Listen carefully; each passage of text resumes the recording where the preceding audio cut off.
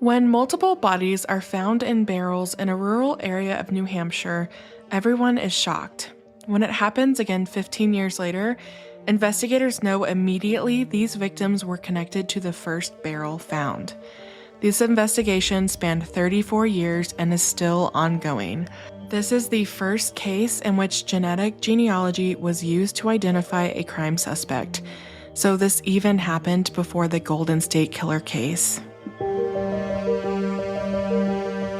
Welcome to Morbid Outdoors, the podcast that ventures deep into the shadows of the wild.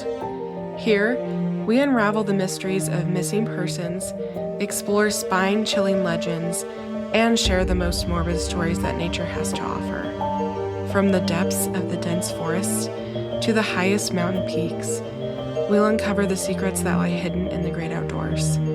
Join us as we navigate the eerie, the unexplained, and the terrifying.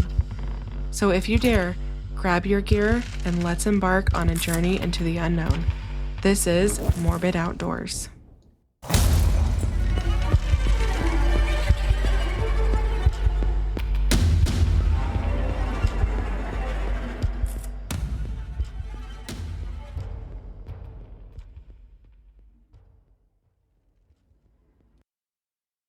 Hi everyone, I'm your host Elise, and thanks for listening today.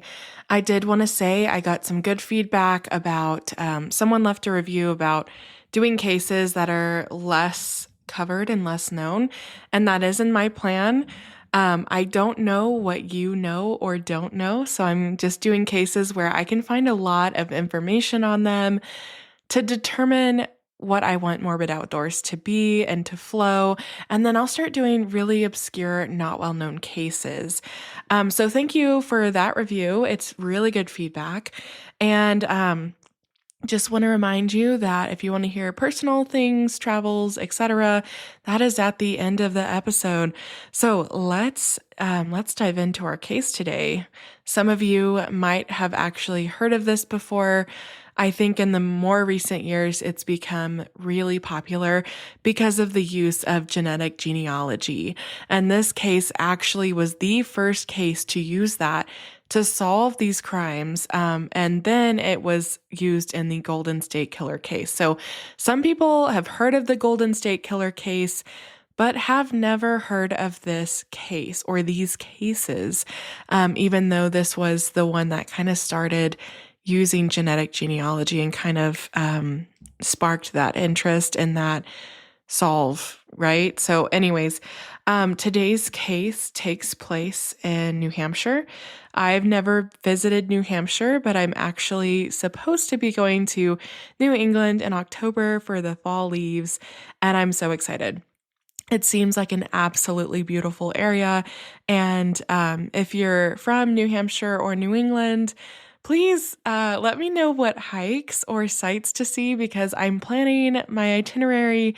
I'll be there for a week. I'm really excited to see the fall leaves and eat all the yummy New England fall foods. But if you have any, I'm doing Vermont, New Hampshire, Massachusetts, and Maine.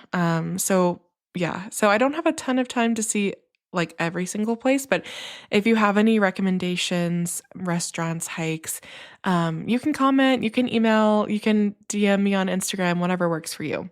So first, we're going to be talking about negative reviews from Bear Brooks State Park. Taylor said, "The trails are fine for a hike with a dog or infant. For a bike, however, they lack flow and fun. It has a lot of potential. Plenty of space. For some reason, it's not put to use for mountain biking anyway."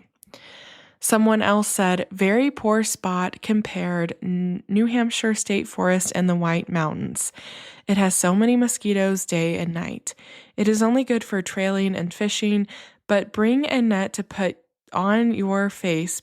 Wherever you go, you will find hundreds of mosquitoes welcoming you," with a bajillion exclamation marks. And sorry if I sound like I can't read.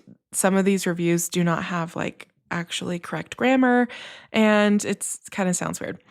Daniel said, "It sucked. The trails were all overgrown. There were no picnic areas, but at the park, doesn't look like they kept up with anything but the main park." Felicia said, "I'll never understand why someone has to pay money to walk in the woods." So, what exactly is Bear Brook State Park? Well, it's a state park that's about 10,000 acres and it's basically like a preserve. And it's located in Allenstown, New Hampshire, and like surrounding neighboring towns. It's pretty big. It's actually one of New Hampshire's largest state parks. The park takes its name from blah, blah, blah, Bear Brook, a stream which runs through the park. Its environment is that of northeastern coastal forests ecoregion. It was established in 1943, so it's pretty old, and there's a lot of outdoors activities, as you can tell from the negative reviews. Now, amenities at Bear Brook include camping sites, picnic area, over 40 miles of hiking trails, swimming, and fishing ponds. There's also an archery range, a camp store, a ball field, playground, bathhouse, shelters, picnic sites, canoe and rowboat rentals, and a physical fitness course. So there is a lot of outdoor recreation opportunities in this state park. One thing that it also has is a lot of museums, which is really, really cool. The museum complex at Bear Brook State Park is home to New Hampshire Antique Snowmobile Museum, Old Allenstown Meeting House, and the Richard Deal Civilian Conservation Corps Museum. Most of the museums are housed in the historic CCC buildings. Listed on the National Register of Historic Places, the Bear Brook Camp is one of the most complete camps remaining intact and in use in the country. So if you're unfamiliar with the CCC, I'm not going to give you a history lesson, but very integral part of outdoor recreation that gave a lot of people a lot of jobs, and really, it's a super, super important establishment / organization that was happening way, way, way when. So my home state is Arkansas, and a lot of our state parks were also built by the CCC. Now, this is actually one of the top mountain biking locations in New England, which is kind of comical because the negative reviews was like, oh, it's not good for mountain biking. But actually, a lot of mountain bikers recreate here with amazing trails and lots of opportunity for that kind of sport. Now, because this is just a state park, there wasn't a lot online that I could find out about it. But some fun facts about New Hampshire. New Hampshire was the first state to declare independence from England in 1775. It was also home to the first free public library in the United States, the first alarm clock, and the first women's strike in the country. So that's pretty cool. Also, if you've heard of Betty and Barney Hill, New Hampshire is the state where the first famous alien abduction took place. And if you're unfamiliar, on September 19th, 1961, Betty and Barney Hill claimed to have been abducted by a UFO full of humanoid aliens while driving through a rural area south of Indian Head. Their case was the first to receive major public attention, spawning a book and a television movie. The spot of the alleged abduction is now marked with a state historical marker commemorating the event. So, pretty cool, New Hampshire, aliens. I think a lot of us think, out west is like aliens and UFOs, but New Hampshire was like the birthplace of the famous alien abductions. Now, like I said, I couldn't find a lot about this area online, but I did find something interesting, and that's why you're here today. In 1985 and 2000, the remains of 4 female bodies, 1 adult and 3 children, were found in Bear Brooks State Park in New Hampshire. Also, I want to clarify, I said Bear Brooks, but I meant Bear Brook. Anyways, it is Bear Brook State Park. I have to warn you, this is a very intense and windy and confusing timeline and case, and involves multiple victims and 1 perpetrator. And if you want an in-depth case coverage, I suggest checking out the podcast called Brook. And this was a local person to the area. He's an investigative journalist. His last name is Moon. It's a very good podcast. It's not very long, and the first season is all about this case. So this is a nice summary of the case. I'm not going to go too into depth, but yeah, if you want to hear more about this case, check out Brook podcast. Our case starts on a cold November day when a grisly discovery was made. On November 10th, 1985, a hunter found a metal 55-gallon drum near the site of a burned-down store at Brook State Park in Allenstown, New Hampshire. Now, what do you think would be the worst thing that the barrels could have in them? Well, you're right. As you might have guessed, there were human remains inside. Now, on Brook podcast, it was actually said, and he interviewed the kid that first found the barrel. And this kid, he kicked it over and it smelled bad. And so they didn't actually open it up. But about a week or two later, that's when this hunter found it. And inside were the bodies of an adult female and a young girl wrapped in plastic.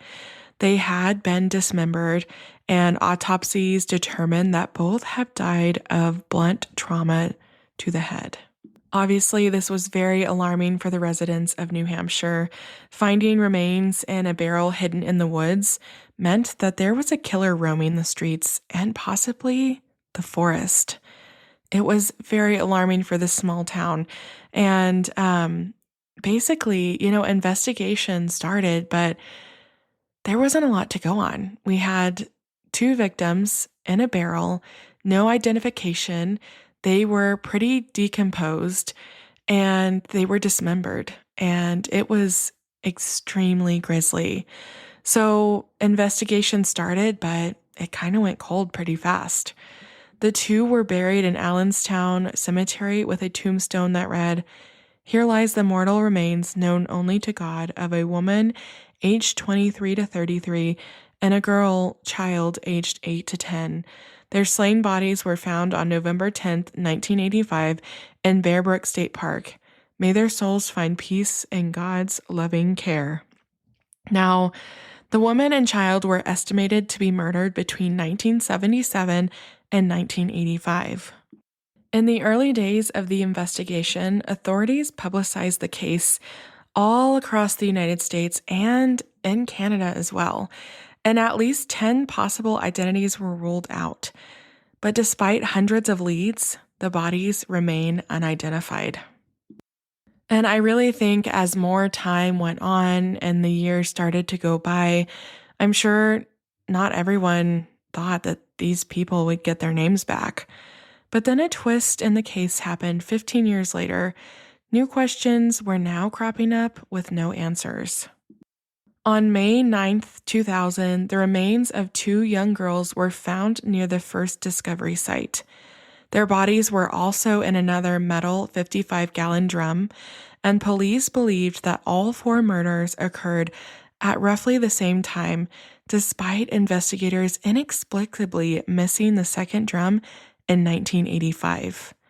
According to investigators, the reason why it took so long for the second drum to be recovered is that it was located outside of the proximity of the initial crime scene. The cause of death for these children was also blunt force trauma.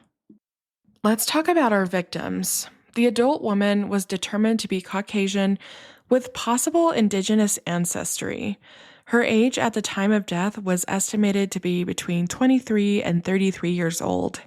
She had curly or wavy brown hair and was between 5 feet 2 inches and 5 feet 7 inches in height.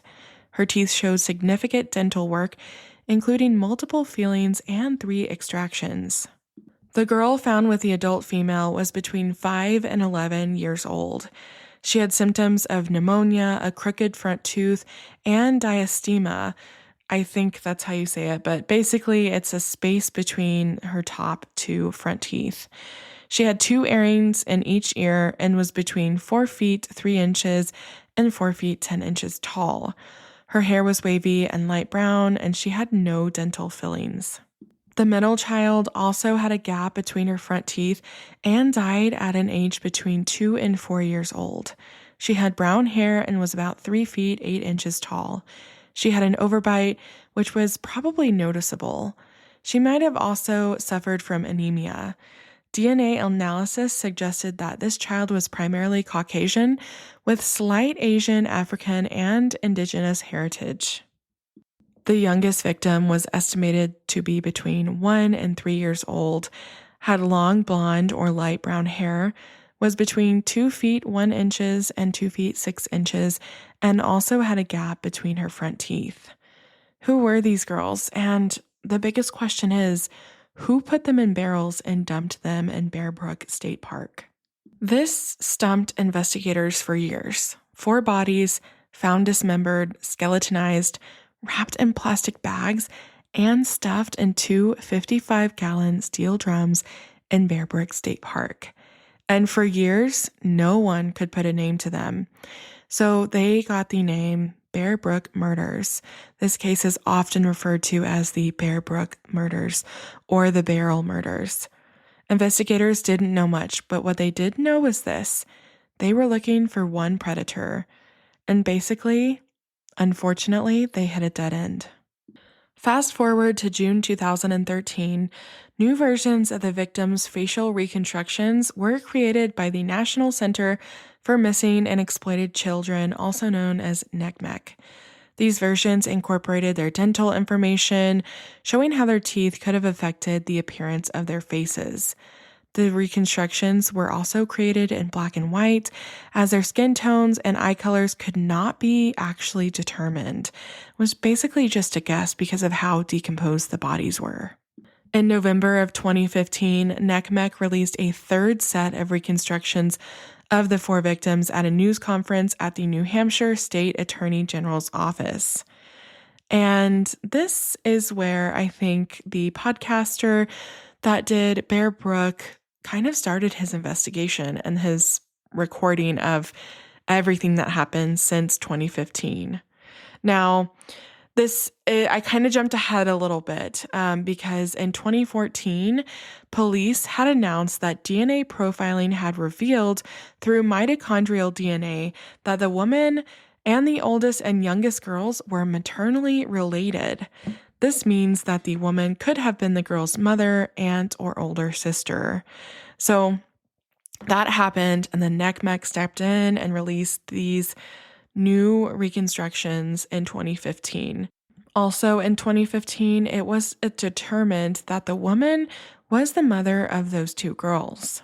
I'm not going to go into the details of the forensic testing because if you want to learn more about that, you should definitely check out the Bear Brook podcast. But other forensic information showed that the woman and children lived together in the northeastern United States between 2 weeks and 3 months before their deaths.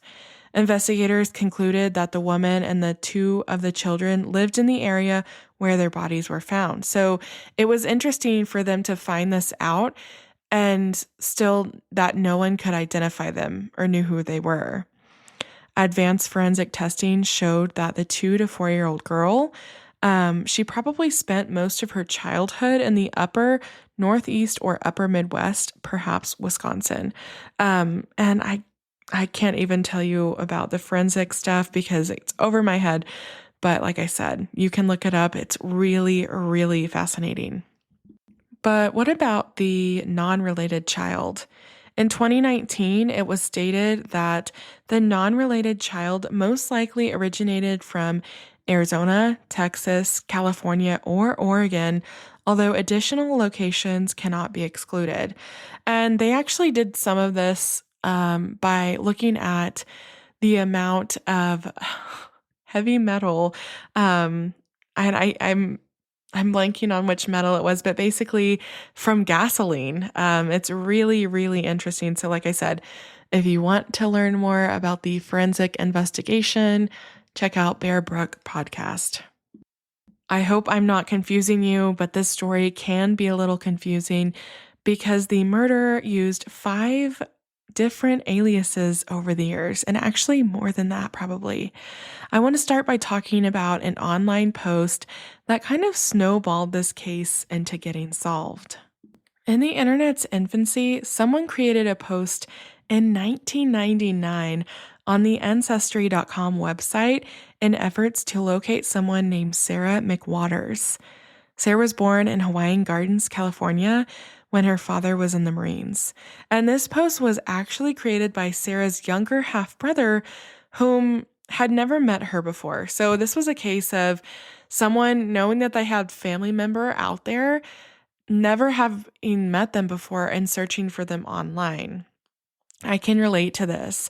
And not that I want to go into a lot of personal details, but my biological grandfather was not in my life, and I did everything I could to try and find him. But even with the internet, because of his age, older people really weren't online, or there were a lot of things online.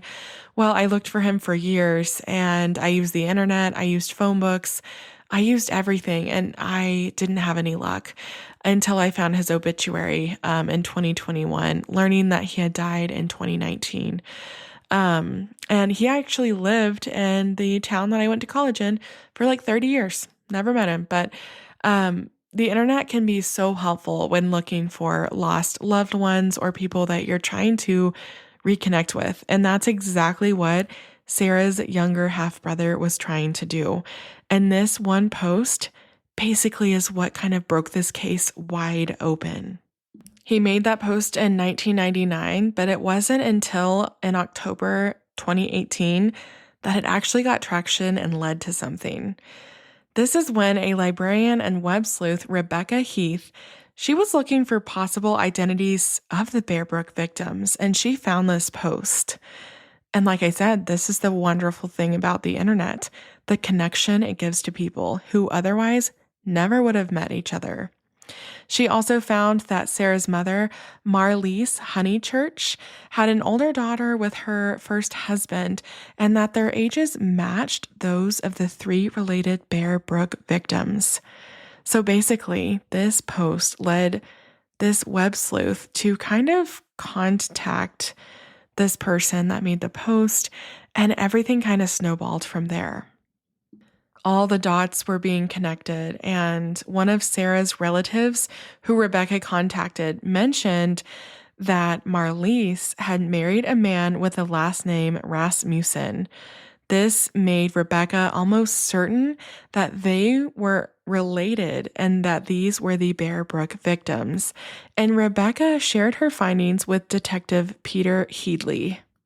Or Headley, I'm not sure which one it is, but she basically found this post online, did digging, contacted family members, lined up timelines, and had a really good gut feeling. And she turned these in to the detective on the case. I want to jump back in time a little bit. So before that post was seen by Rebecca Heath, in January 2017, it was announced that the disappearance of Denise Bowden, a woman from New Hampshire who had been missing since 1981, was connected to the Bear Brook murders. Now, I think this shocked a lot of people, but due to the proximity between Manchester, where Denise disappeared, and Allenstown, where the barrels were found, New Hampshire authorities suspected that these cases were connected. They performed DNA testing and found that the Bear Brook adult victim was not Denise. However, they kind of connected all these dots. Like I said, it's very confusing, but basically, Denise's boyfriend was a suspect, and they did confirm that he was the father of the middle child of the children that were in the barrels. Now, he went by Robert Evans, and this was not his real name. Like I said, Robert Evans was a pseudonym, and this man's legal identity was still unknown in 2017. Until Rebecca Heath found that post in 2018 and started digging. And that's when they learned the identity was someone with the last name Rasmussen. Now, in June 2019, New Hampshire investigators held a press conference regarding the case and revealed the identities of 3 of the victims. The adult victim, her name was Marlise Elizabeth Honeychurch, and she was the mother of Marie Elizabeth Vaughn and Sarah Lynn McWaters, all of whom went missing from La Puente, California around Thanksgiving 1978. At this time, Marlise was dating a man named Terry Rasmussen, and Marlise had an argument with her mother, and she left the residence, never contacting her relatives again. And basically, I don't know what the argument was about. I couldn't find it online. But Marlise had 2 daughters, and she left with them and her boyfriend. Now, at this time, Marie Elizabeth Vaughn was 6 years old, and Sarah McWaters was 1 year old. It's also been noted that Marlise may have adopted the name Elizabeth Evans to use in legal documents during May 1980. So she had a falling out with her family, disappeared, and they never heard from her again. It's believed that all 4 victims were murdered before 1981, as Terry Rasmussen was known to have left New Hampshire after this time. Now, if you know true crime, you know that this guy is definitely the killer, and he was. And this man was already known to law enforcement, which is not surprising, but it's kind of shocking that the pieces weren't put together before 2018. So who is Terry Rasmussen? Well, he was born December 23rd, 1943 in Denver, Colorado. He grew up in Arizona, where he attended North High School in Phoenix until dropping out his sophomore year in 1960. He enlisted in the United States Navy in 1961, where he was trained as an electrician and served until he was discharged in 1967. He got married in 1968 and lived with his wife and 4 children in Phoenix and Redwood City, California. His family later recalls that he was physically abusive, and he actually burned one of his sons with cigarette butts, and that is so horrible. Obviously, Rasmussen's wife left him and took the children in 1975 after he was arrested for aggravated assault. His family last saw him around December 1975 or 76 when he showed up at their home with an unidentified woman. So, the divorce was finalized in 1978. He lived in a number of states, including Arizona, Colorado, California, Idaho, Virginia, Texas, Ohio, Oregon, and Hawaii, and he finally settled in New Hampshire sometime in the late 1970s. It's reported that he was known to travel with women and children, which is kind of sketchy because his family didn't even know who these people were. Now, what did he do for work? He worked as an electrician for oil and gas companies. And while living in Manchester, New Hampshire, he actually lived under the alias Bob Evans, and he worked at the Wambeck Mill.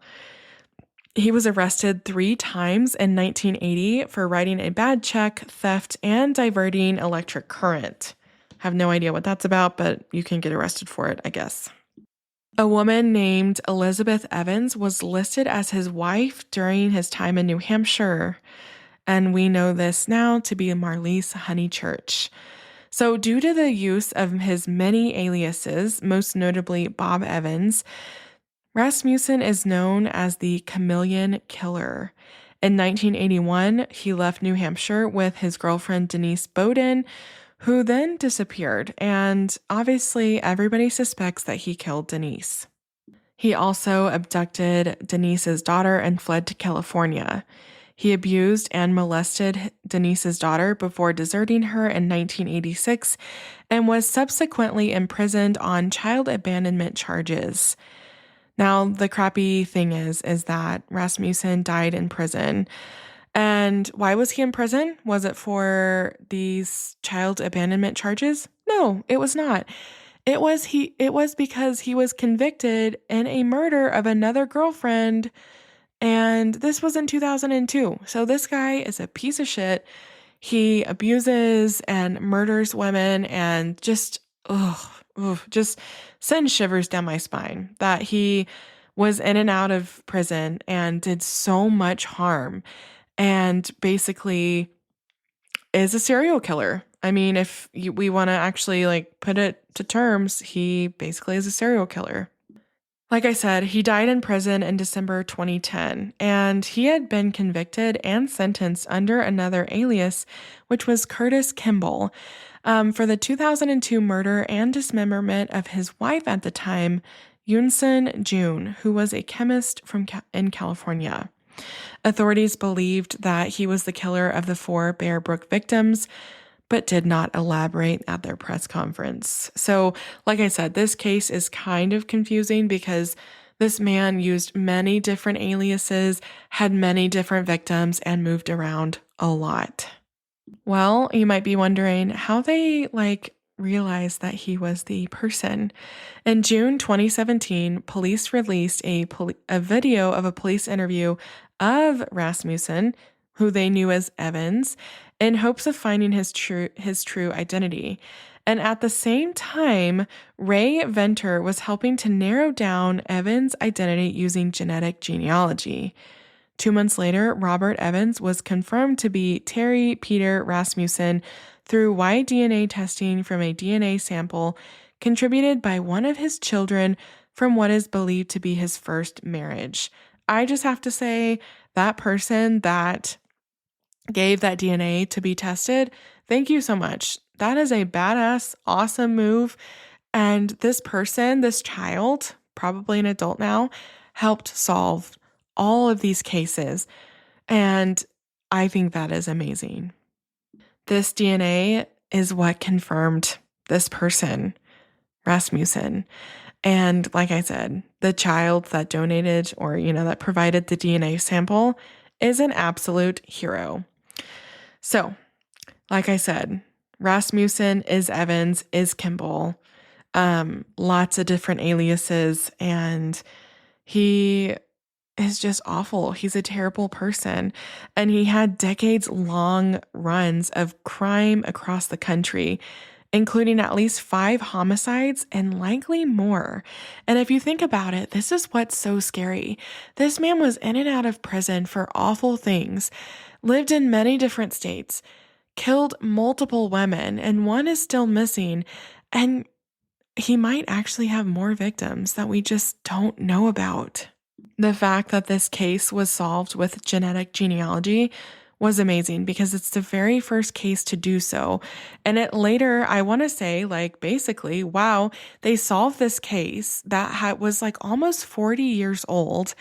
And this is why they decided to do the same with the high-profile cold cases, such as the Golden State Killer case, which honestly, I think a lot of people think the Golden State Killer case is the first case where genetic genealogy was used, but it wasn't.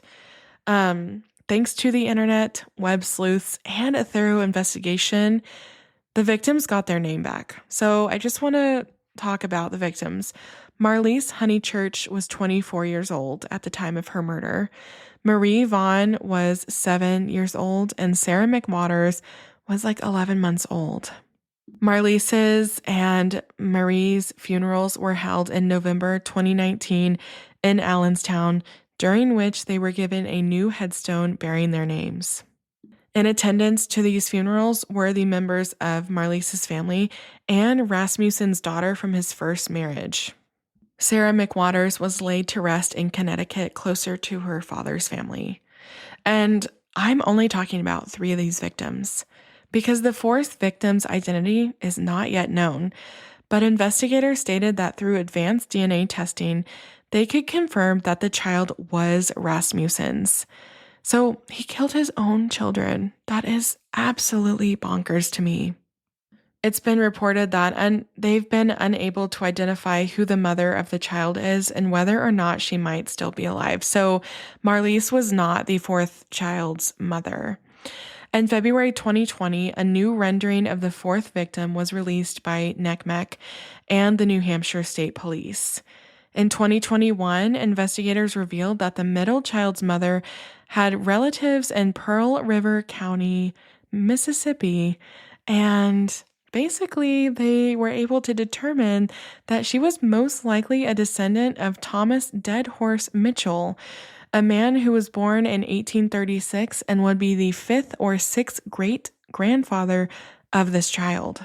Now, Rasmussen's daughter, Andrea Stiers, has said that she believes she met this fourth victim, who we're going to call Jane Doe, when Jane Doe was very young. She also believes that Jane Doe was half Asian. Now, I did a little bit more digging on this Thomas Mitchell person, and I want to discuss his life and a little bit of his lineage. According to Find a Grave, Thomas Jackson Dead Horse Mitchell was born July 19th, 1836 in New Orleans, Louisiana. And he may have been born on a ship on the Mississippi River on the way to New Orleans. This man was a Civil War veteran that got his nickname Dead Horse when he hid under a dead horse carcass during a battle to avoid capture by the Union troops, which is super gross. His father, Peter Mitchell, was a merchant from England that first went to Ireland, where he met his wife, Ellen Kilmurray, before coming to America and settling in New Orleans. Family history states that Peter Mitchell died and Ellen remarried to a man that was mean to Thomas. Thomas ran away from home as a young teen and made his way across St. Tammany Parish all the way to what is now Pearl River County. He eventually married into the Henley family. Thomas died November 19th, 1917. And I don't know, this is just crazy to me because this seems like it could be solved by people looking at their family history and trying to find out who this little girl is.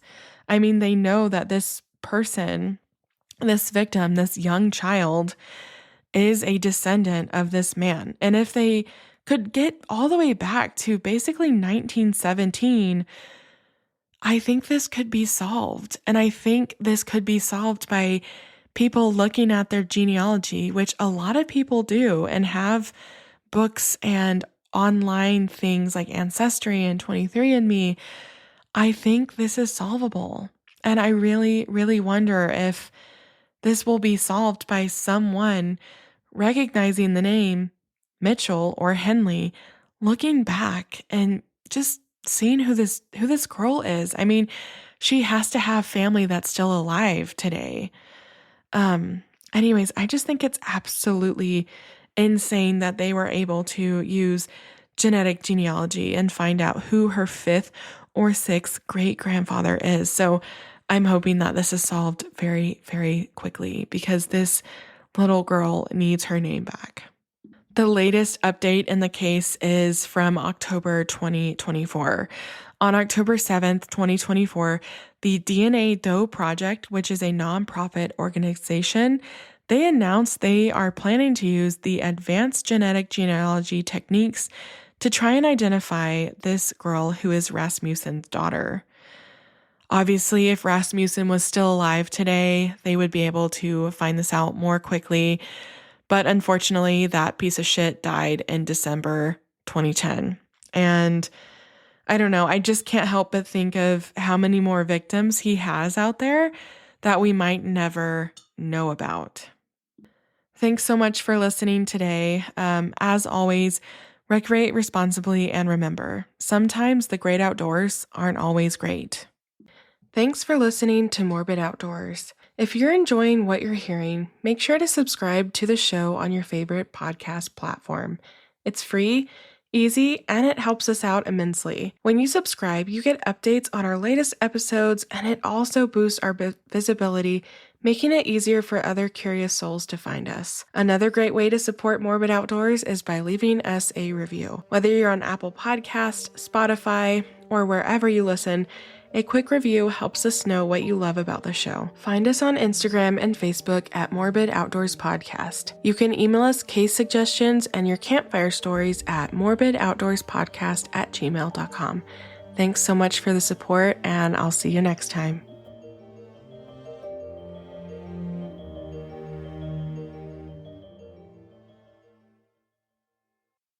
Hey everybody, thanks for listening today. I felt like this case was extremely hard to research and cover because of so many things happening at the same time and the timeline. And I'm just glad that you're here and listening. I really appreciate all of my listeners. In terms of personal things, I do not like the winter. I feel like I cannot state that enough, but I've been getting outside when I can, going on hikes, planning travels, and I'm just excited for the spring and the summer because I can't wait to be out on the water and on the trails. Yeah, but like I was saying, I'm going to New England in October. So if you have any suggestions, please send them to me. I'm doing a lot of touristy things because sometimes those are the good things to do. Anyways, I'm just excited. I don't know. I have a lot of southern Utah trips planned this year as well. And I'm just looking forward to when the weather's nicer because I'm not a fan of the winter and I don't know if I'm going to be able to survive living in Salt Lake City. I don't know, it's hard.